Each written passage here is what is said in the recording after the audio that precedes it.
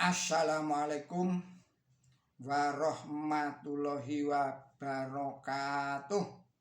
Kita sambung lagi kajian kita. Ini adalah serial Kristologi Qur'ani yang diuraikan oleh Haji Simon Aliasir dengan judul Otoritas Pendeta. Saudara-saudara para pemirsa Kereweng Aji channel yang berbahagia, Assalamualaikum warahmatullahi wabarakatuh. Bismillahirrahmanirrahim. Allah berfirman, mereka mengambil ulama mereka dan rahib mereka sebagai Tuhan selain Allah, dan pula Al-Masih bin Maryam. Quran Suci surat 9 surat Al-Baqarah ayatnya 31.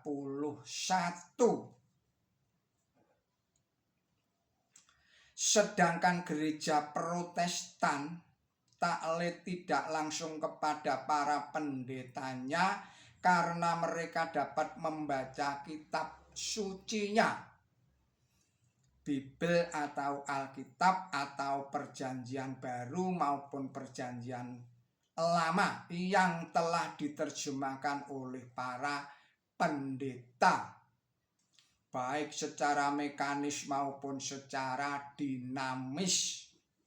Dalam terjemahan ini para pendeta melakukan tahrif, yaitu mengubah atau mengadakan perubahan sebagaimana penulis Bible atau Alkitab pada zaman permulaan.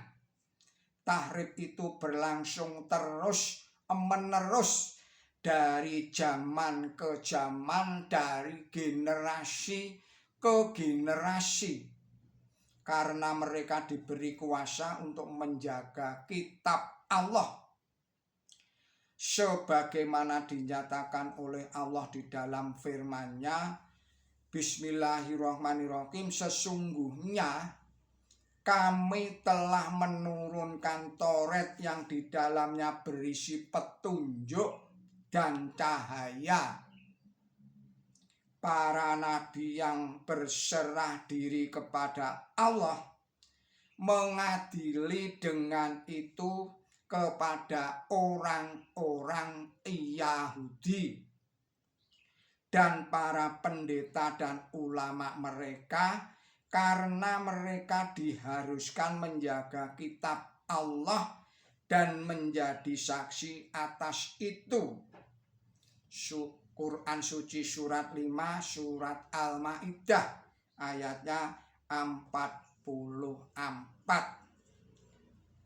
Para pendeta dan para ulama itu tidak melaksanakan tugas mulia itu dengan baik, karena kitab Allah itu mereka ubah beberapa kalimat dari tempatnya dan melupakan bagian yang dengan itu mereka diingatkan. Quran Suci surat Al-Maidah surat 5 ayatnya 13. Dan mereka menyembunyikan sebagian ajaran kitab suci.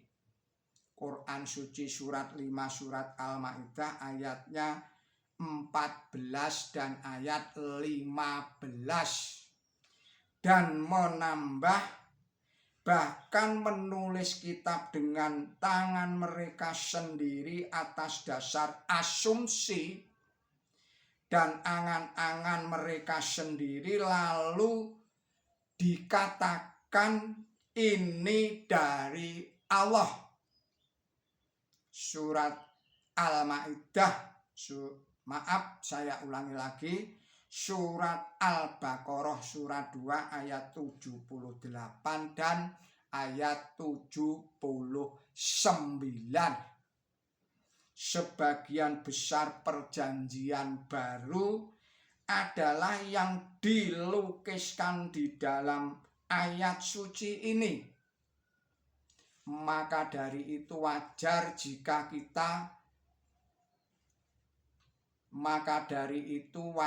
jika perubahan itu terus-menerus terjadi dari waktu ke waktu, dari generasi ke generasi, meski terbitan dalam satu bahasa oleh lembaga yang sama.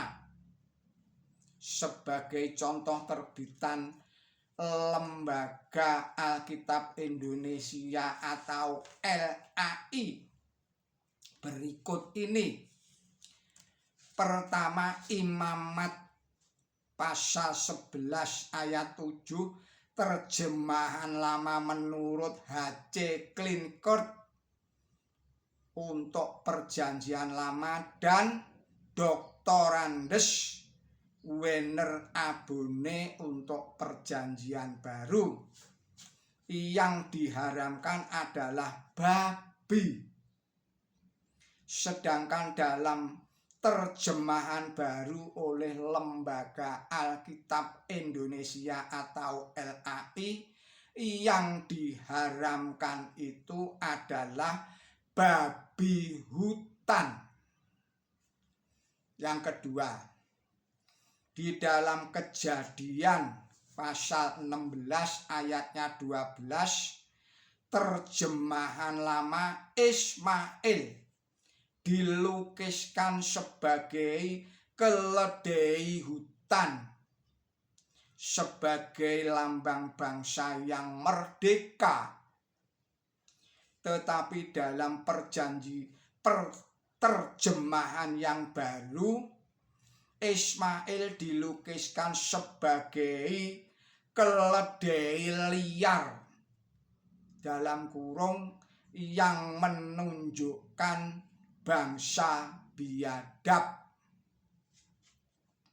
Yang ketiga, di dalam surat Matius pasal 16 ayatnya 49, dalam Perjanjian Lama salam kepada Yesus adalah Assalam alaikum ya Robi.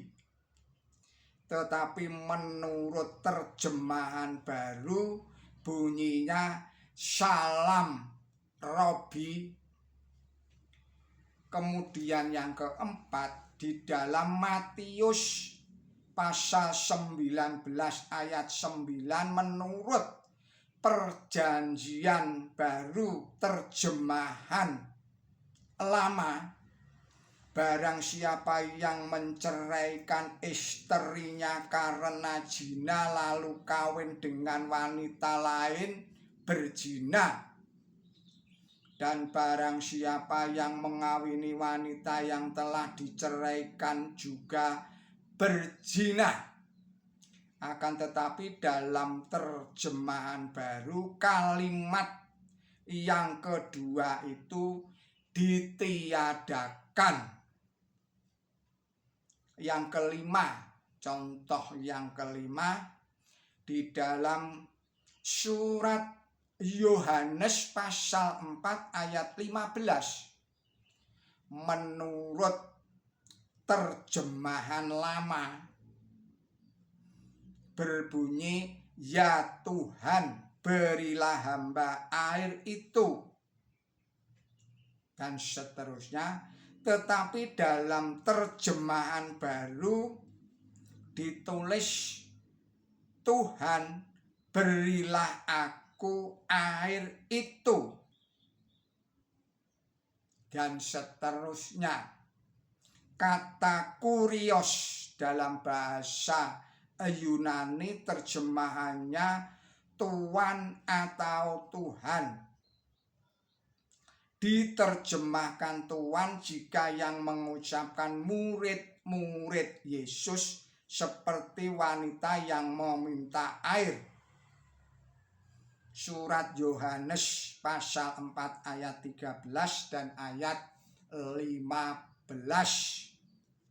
Tetapi berai Tuhan, saya ulangi lagi, tetapi berai Tuhan jika diucapkan oleh orang pengemis atau orang paganis, saya ulangi lagi, berai taihan, agak lidah saya agak kesleo ini. Tetapi berai Tuhan jika diucapkan oleh orang paganis seperti wanita Kanaan berbunyi, "Ya Tuhan, tolonglah hamba." Matius 15 ayatnya 25, terjemahan lama, atau "Tuhan tolonglah aku" dalam terjemahan baru. Demikian risalah ini. Mohon maaf atas segala kesalahan dan kekilapan saya di dalam menyampaikan risalah ini. Billahi taufiq wal hidayah. Ihdinas siratal mustaqim. Wassalamualaikum warahmatullahi wabarakatuh.